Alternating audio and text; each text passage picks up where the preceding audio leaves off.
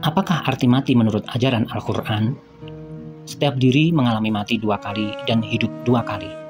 Mati pertama adalah waktu sebelum lahir, dan mati kedua yaitu di waktu hidup kini berakhir dengan sebab musabab yang berbagai-bagai. Waktu itu roh berpisah dari tubuh yang kemudian membusuk dan mendebu. Itulah 2 kali mati yang setiap orang wajib melaluinya. Dan nanti di akhirat akan dihidupkan kembali untuk tidak pernah mati lagi. Waktu itu setiap diri yang pernah hidup kini akan dihidupkan kembali, baik diri itu berupa binatang, jin, atau berupa manusia.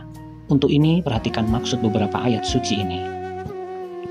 Di waktu hidup orang dapat merasa, berpikir, mengingat, menghayal, dan bertindak. Karena waktu itu roh masih ada dalam tubuh, tetapi waktu mati orang tidak tahu apa-apa, tak dapat berpikir, mengingat, ataupun menghayal.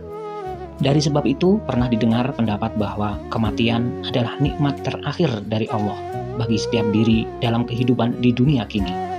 Pada umumnya diri yang mengalami kematian lebih dulu merasa sakit.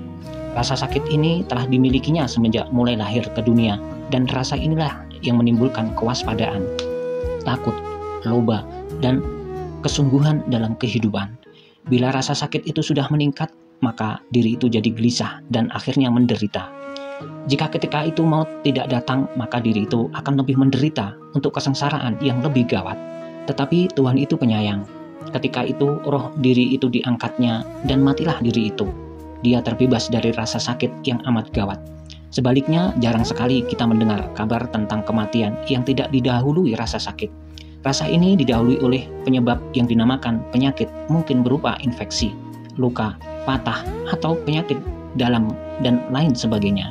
Maka penyakit itulah sebenarnya yang mendatangkan kematian. Itulah sebahagian hukum kausalita tersebut pada surat ke-18 ayat 84. Mengenai kematian dengan penyebab itu dinyatakan Allah dalam beberapa ayat suci ini.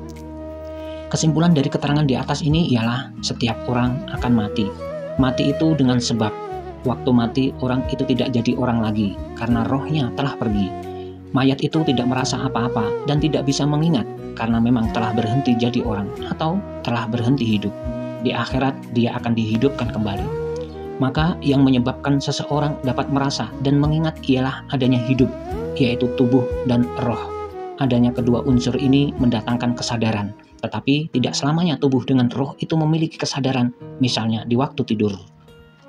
Orang yang tidur tidak menyadari apa-apa, walaupun dia memiliki tubuh dan roh.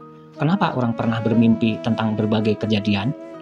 Waktu orang bermimpi dalam tidurnya adalah waktu keadaannya setengah sadar. Dari itulah, sebentar setelah mengimpi, orang itu langsung terbangun. Kita katakan setengah sadar ialah karena ingatannya waktu itu dapat menerima berbagai kesadaran atau keadaan yang tergambar. Sebaliknya, dia tak sanggup merubah gambaran keadaan yang diterimanya menurut maunya. Masa sadar adalah masa di mana manusia dapat merasa, memikir, dan bertindak. Dan pada masa sadar itulah berlakunya fungsi hukum atas diri manusia. Tentang ini Al-Quran menggambarkan pada surat ke-6 ayat 60, surat ke-39 ayat 42. Surat 39 ayat 42. Allah mengangkatkan suatu diri ketika matinya, dan diri yang belum mati waktu tidurnya. Maka dia tahanlah kesadaran diri yang dia laksanakan atas kematian, dan dia kirimkan kembali kesadaran yang lain itu sampai pada ajal tertentu. Bahwa pada yang demikian menjadi pertanda-pertanda bagi kaum yang memikirkan. Kesadaran adalah problem utama dalam hidup. Orang yang memiliki kesadaran pastilah dia mempunyai tubuh dan roh. Untuk orang itu berlaku hukum dengan segala fungsi dan sanksinya. Tetapi bukan semua orang yang mempunyai tubuh dan roh memiliki kesadaran. Dan dalam keadaan demikian dia tidak dikenai hukum.